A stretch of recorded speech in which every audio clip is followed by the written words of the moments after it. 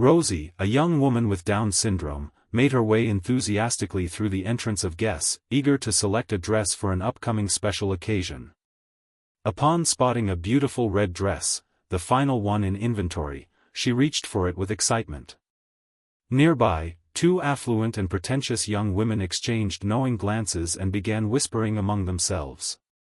"This isn't some costume party. She's going to look absolutely ridiculous in that dress."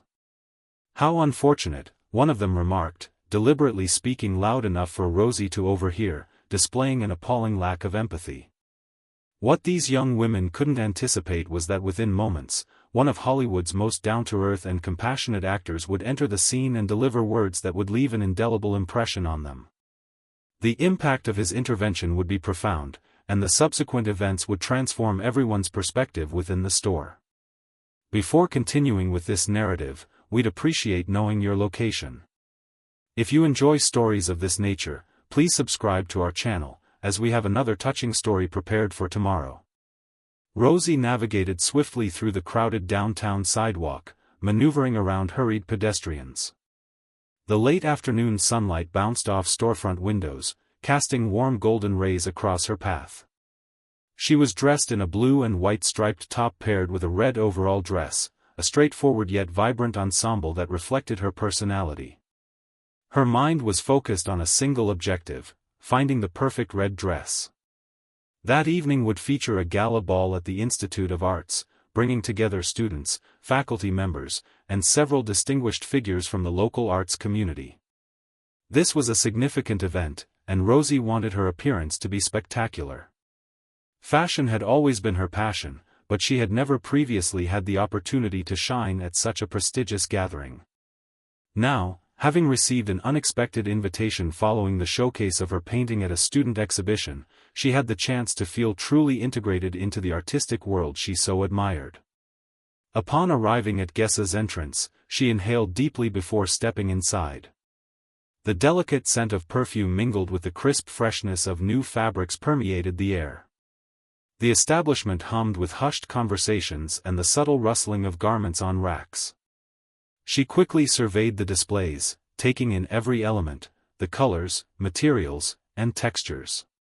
Then she spotted it, at the center of the main display, as if specifically reserved for her, hung a stunning red dress on a golden hanger. The fabric appeared silky to the touch, with impeccable tailoring that would perfectly accentuate her figure. It was the last one remaining. Her heart raced with excitement. This opportunity couldn't be missed. She promptly reached for the dress, verifying its size. It seemed fate was working in her favor. The dress was exactly her fit. Just as she held it in her hands, two young women walked past, exchanging quick glances before whispering to each other. "Does she seriously believe she can pull off wearing that dress?" said the first woman, her platinum blonde hair sleek and glossy, her lips painted a deep crimson. "Poor thing, she doesn't even possess the style for it," replied the second, a brunette wearing a black leather jacket. Rosie felt a shiver run down her spine, but she pretended not to notice. She clutched the dress more firmly and raised her chin. She wouldn't allow mean-spirited comments to spoil her moment. Determined, she headed for the fitting area, but as she entered the changing section, she could still feel the women's gaze upon her. They didn't appear ready to relent so easily. Rosie had discovered the perfect red dress, but quickly realized others had their eyes on it too. Two women passed by, making derisive comments about her, suggesting trouble might be brewing. Rosie entered the fitting room and pulled the curtain closed, her heart thumping rapidly. She recognized those women, Emma and Camila.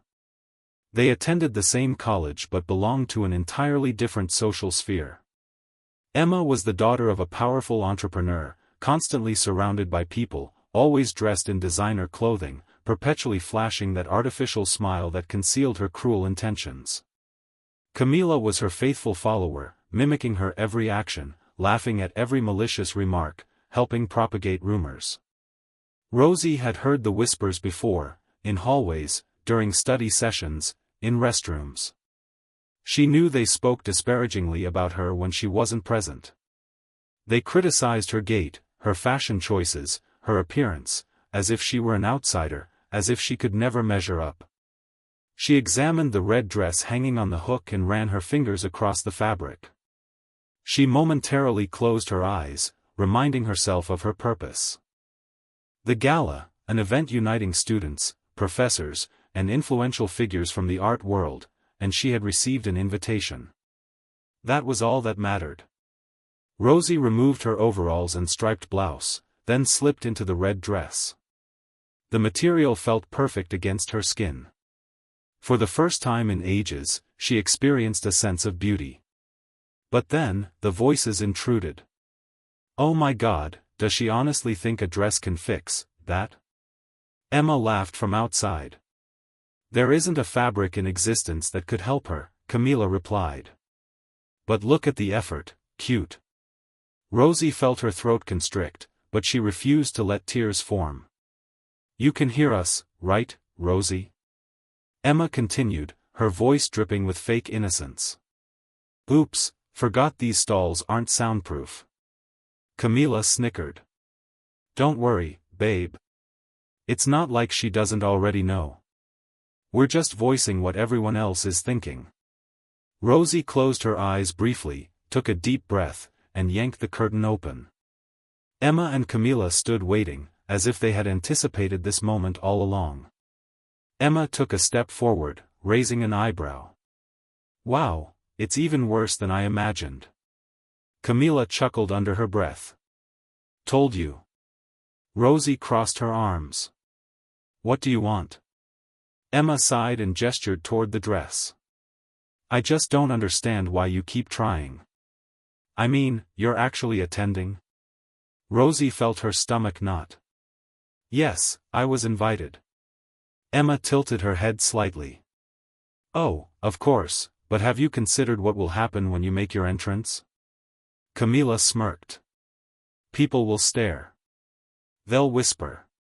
Because no matter how hard you attempt to dress like them, Rosie, you're not one of them. Emma's smile widened, satisfied. And then they'll simply pretend you don't exist, which honestly is preferable, because you know what happens to people like you when they try too hard, don't you? Rosie remained silent. She felt a lump forming in her throat. Then Emma reached for the dress tag and tugged at it, lifting it slightly as if about to tear it off. Come on, be honest. Do you truly believe this is meant for you? Rosie grasped the fabric tightly. Stop it. Camila laughed. No need for upset. We're just looking out for you. We don't want you embarrassing yourself. Emma leaned in, her voice dropping to a whisper. Are you really leaving this store with that dress? Because if you are, I hope you're prepared for what follows. And that was when a new voice cut through the tension. Is there a problem here? The three of them turned simultaneously. Standing a few feet away, his expression serious and his gaze fixed on them, was Tom Cruise. Rosie faces brutal and realistic insults from Emma and Camila, who do everything possible to humiliate her and convince her she doesn't belong at the gala. When one attempts to rip the price tag from her dress, the situation intensifies further. But before it can escalate any more, an unexpected presence alters everything. For several seconds, no one moved. Emma and Camila turned to face the man who had just spoken, their smug expressions faltering slightly. Tom Cruise stood there, his posture relaxed yet his eyes keen, assessing the situation. He had his hands in the pockets of his simple but elegant attire, dark jeans, a black blazer, and a fitted gray t-shirt underneath. He appeared effortlessly stylish, as if he had just stepped off a movie set. Rosie's heart continued racing, but now for an entirely different reason. Was this actually happening? Tom Cruise had just witnessed everything. Emma recovered first. She tossed her hair over her shoulder and plastered on her most convincing fake smile. Oh wow, you're Tom Cruise. Tom didn't react. He simply nodded slightly, his gaze still fixed on them. Camila, sensing Emma's hesitation, quickly attempted to regain control of the situation. Yeah, we were just talking to our friend Rosie here. Rosie felt her stomach turn. Friend. Tom's expression remained unchanged. Is that right? His voice was calm, but there was an edge to it, subtle yet unmistakable. Emma laughed nervously. Yeah, just some friendly advice. She's planning to attend the gala tonight, and we were just informing her what to expect. Tom raised an eyebrow. And what exactly should she expect? Camilla hesitated. Emma quickly interjected. It's just that these events maintain a certain standard, and we wouldn't want her to feel uncomfortable. Rosie clenched her jaw. She understood precisely what Emma implied. Tom tilted his head slightly. Uncomfortable? Emma nodded eagerly. Yeah, it's not like we're being cruel or anything. We're just being truthful. Tom exhaled softly, as if processing their words. Then he directed his full attention to Rosie. And how do you feel about what they're saying? Rosie felt every muscle in her body tense. For years, she had endured people like Emma and Camilla. She had learned to remain silent, to avoid confrontation, to pretend their words didn't wound her. But now, she had a choice. She swallowed hard and met Tom's gaze. I think they're trying to make me feel like I don't belong. Tom nodded as if he had anticipated that response. Then he turned back to Emma and Camilla. Let me ask you something. Do you two understand what it's like to not belong? Emma blinked, caught off guard. What? Tom took a measured step forward, his eyes never leaving them. Have you ever entered a room and felt like everyone had already determined who you were before you even spoke? Have you ever been judged, dismissed, ignored? Not because of your actions, but simply because of who you are? Emma and Camilla exchanged a quick glance. Not really. Tom didn't allow her to finish. Because that's exactly what you're doing to her. And the worst part? You don't even recognize it. Camilla crossed her arms. Look, we were just. Tom's voice remained calm, but there was something resolute in his tone that made her stop. Just what? Being honest? Helping? Ensuring she knew her place? Emma opened her mouth, but for once she was speechless. Tom sighed and shook his head. You believe you're doing her a favor, but the truth is, you're simply afraid of what happens when someone unexpected, someone you don't predict will shine, actually does. The silence that followed was profound. Rosie felt something shift within her. The burden of years of whispers, sidelong glances, and cruel laughter remained, but it no longer felt as suffocating. Tom looked at her again, his expression softening. The real question is, do you believe you belong at that gala? Rosie swallowed, and for the first time in ages, she answered with certainty. Yes. Emma released a dry laugh, but it sounded weaker now, uncertain. Well, good luck with that. She turned on her heel and walked away, Camilla quickly following. Neither looked back. Tom watched them leave, then turned back to Rosie with a small, knowing smile. You handled that remarkably well. Rosie released a shaky breath and laughed nervously. I don't know what just happened.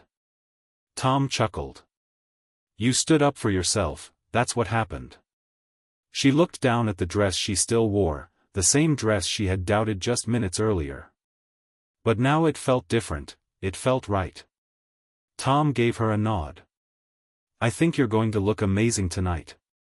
And with that, he turned and walked away, leaving Rosie standing there, her heart still racing, but this time, for all the right reasons. Tom Cruise intervenes and confronts Emma and Camilla about their cruelty, causing them to question their own behavior.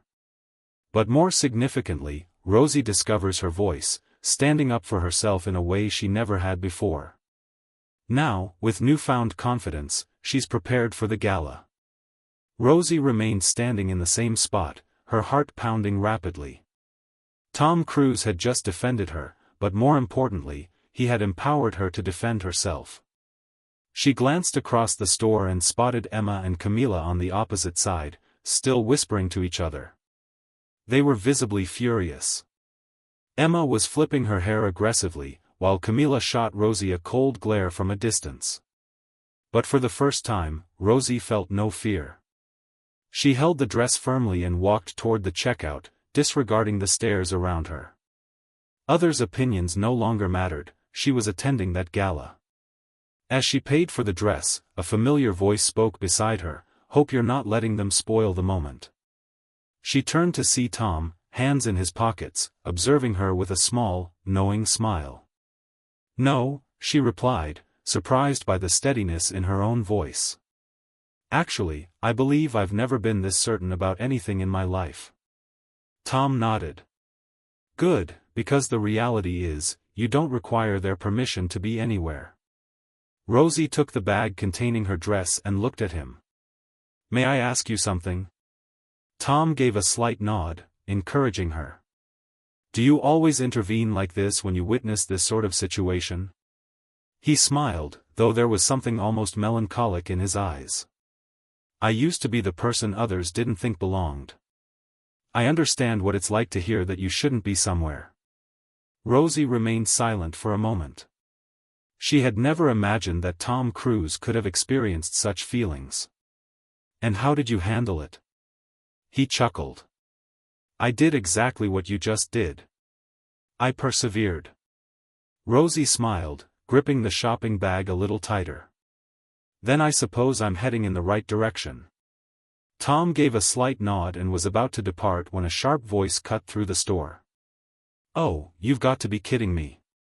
Rosie and Tom turned simultaneously. Emma and Camila were returning. This time, Emma was livid. "Sorry, but I simply cannot let this go," she said, her eyes blazing with anger. Camila folded her arms, examining Rosie from head to toe. She truly believes she can just appear at the gala and pretend she belongs.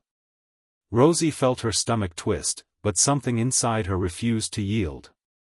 "I am attending the gala," she stated, maintaining a firm voice. Emma released a sharp laugh. "You really don't understand, do you? It's not merely about what you wear, Rosie. It's about who you are." Tom took a step forward, but Rosie raised her hand slightly, as if to say, "I can handle this." "And who am I, Emma?" she asked, crossing her arms. Emma smirked as if she had been waiting for that question. "You're that girl who walks the hallways alone, who never receives invitations to the real parties, who people only speak to out of courtesy. You're a nobody." Rosie felt her chest tighten, but she maintained eye contact. "Then you must be afraid," she replied. Emma blinked. "What?" "You're afraid," Rosie repeated, feeling her confidence grow. "Because if I'm truly a nobody, why do you care so intensely?" Emma opened her mouth, but nothing emerged. Camila shifted uncomfortably. Tom smirked, crossing his arms. "That's an excellent question." Emma clenched her fists. "You don't understand. This world isn't designed for people like you." Rosie took a step forward.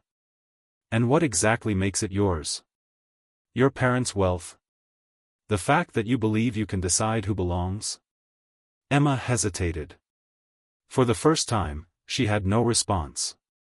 Rosie took a deep breath and delivered the final statement. "The truth is, you were never able to disregard me. You've always noticed me, and that infuriates you because I don't need your approval to exist." Emma stood frozen momentarily, her eyes burning with frustration. "You'll regret this," she whispered. Then, without another word, she turned and stormed out of the store. Camila hesitated briefly before following her. The silence that followed was profound, as if everyone in the store was anticipating what would happen next. Tom looked at Rosie with a proud smile. "You just won that confrontation beautifully." Rosie exhaled shakily and laughed nervously. "I can't believe that just occurred." Tom gave her a light pat on the shoulder. "Well, you didn't just believe it, you made it happen." She glanced down at the shopping bag in her hands. Now there's only one thing remaining. Tom raised an eyebrow. What's that? Rosie smiled. I need to prepare for the gala. Rosie confronts Emma and Camilla one final time, refusing to back down. Through her own words, she reverses the situation and forces Emma to recognize that the real issue was never Rosie, it was her fear of losing control over who gets to shine. Now, with newfound self-assurance, Rosie is prepared for the gala. Rosie's vehicle glided smoothly along the road as she gazed out the window, feeling her heart race. The night of the gala had finally arrived. She had devoted the entire day to preparation. But unlike what she had imagined, it wasn't just the dress that made her feel different. Something within her had transformed since that confrontation at the store. For the first time, she wasn't attempting to blend in, she was simply being herself. The red dress fit flawlessly. Her hair was arranged in a simple yet elegant style. She hadn't overdone her makeup or tried to appear as someone she wasn't.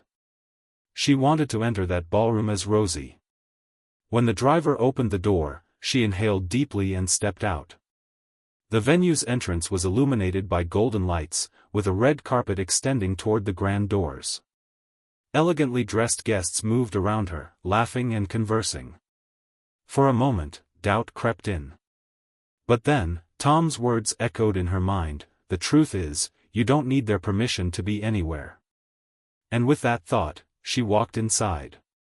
The stares came immediately.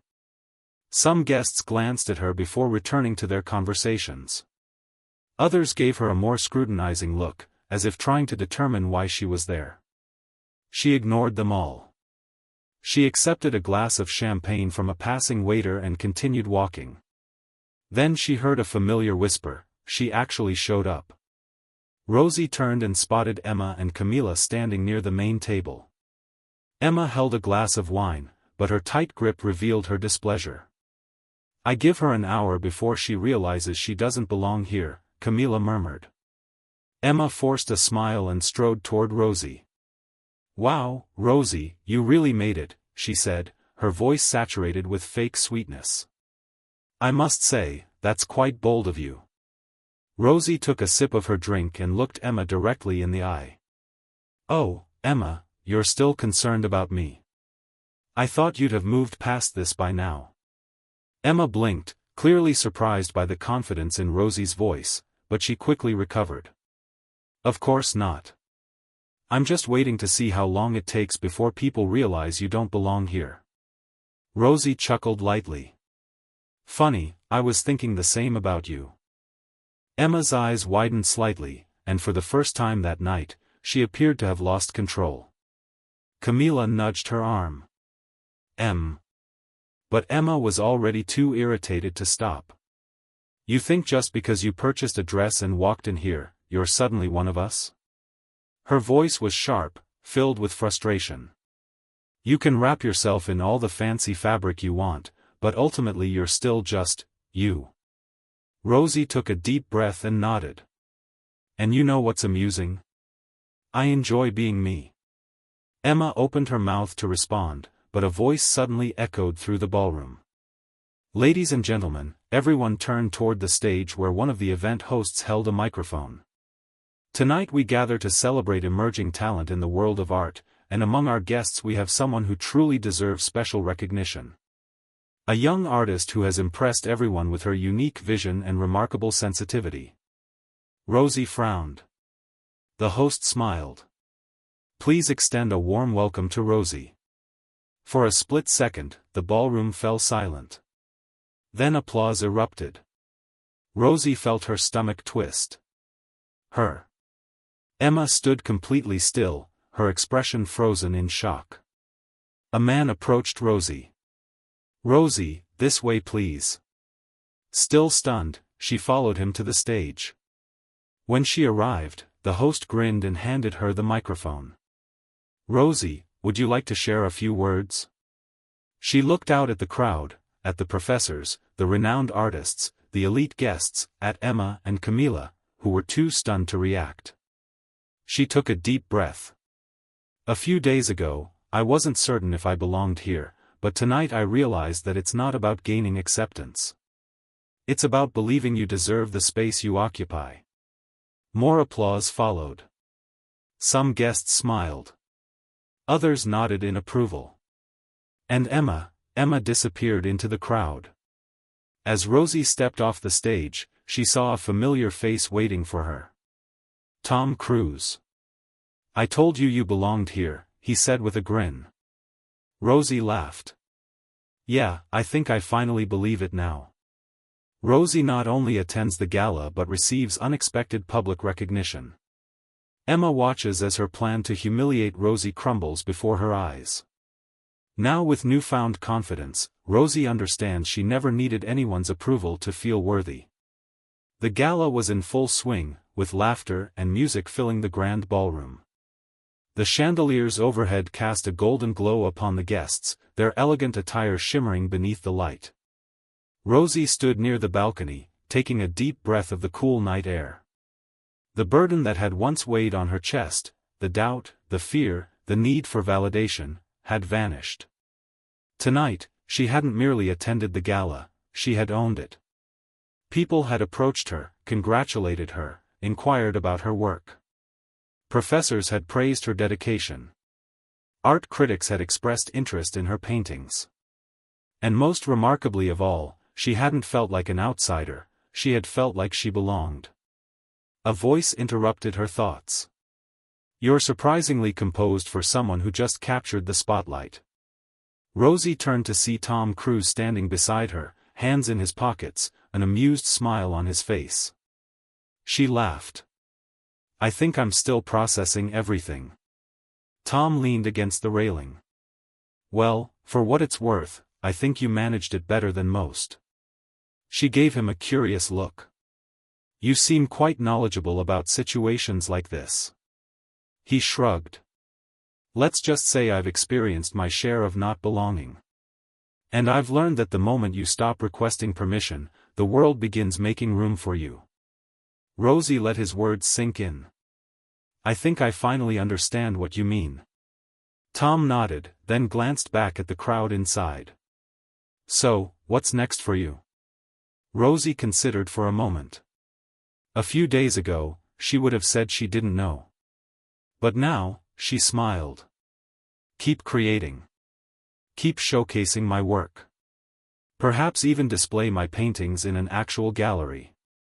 Tom raised an eyebrow. "You should. I have a feeling many people would want to see them." Rosie chuckled. "Including you?" He grinned. "Absolutely." They stood silently for a moment, the cool breeze brushing against them. Then Tom glanced toward the ballroom and nodded. "You should return inside. It's your night, after all." Rosie exhaled, but this time, it wasn't nervousness, it was excitement. "Yeah, it is, isn't it?" She turned to head back inside, but before stepping away, she looked at him one last time. "Thank you for everything." Tom's smile was warm, genuine. "You accomplished this on your own, Rosie. I just ensured you recognized it." Rosie nodded, then stepped back into the ballroom, not as the girl trying to blend into the crowd, but as someone who knew exactly who she was. As she moved through the room, people turned to her with admiration and respect. The young woman who once doubted herself had become the center of attention, not because of what she wore, but because of the confidence she carried. Emma and Camilla were nowhere to be seen. Rosie smiled to herself. She had prevailed. And for the first time, she didn't feel like she had anything to prove. She simply belonged. Months later, Rosie stood in a bright gallery, gazing at the wall where her own paintings were displayed. A small plaque with her name stood beneath them. She heard footsteps approach. "Told you people would want to see them." She turned to see Tom standing there, a knowing smile on his face. Rosie grinned. "Yes, you did." They stood in silence for a moment, watching as visitors admired her art. She had come a long way, and she knew this was just the beginning. Rosie had found her voice, and the world was finally listening. Rosie's journey wasn't about fitting in. It was about realizing she never needed to. By standing up for herself and embracing who she was, she found success, confidence, and a place where she truly belonged. Because the moment you stop waiting for permission, you start creating your own space in the world. Thank you for watching. I hope you all enjoy this video, and learned a lesson. I would be grateful for your likes. Also don't forget to subscribe and comment on the video. See you soon.